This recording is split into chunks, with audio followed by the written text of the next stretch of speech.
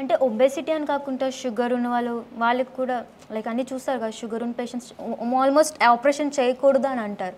ఇది చేసుకోవచ్చు like robotic surgery? అంటే any operation medical condition stabilise చేస్తాం.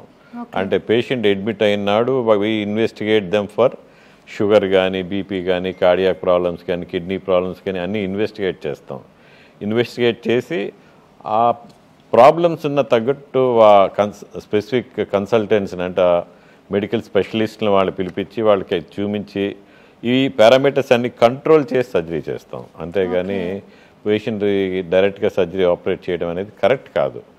And centres like Apollo hospital Visakhapatnam who have got all the specialists within their hospital, they are ideal centers for such surgeries.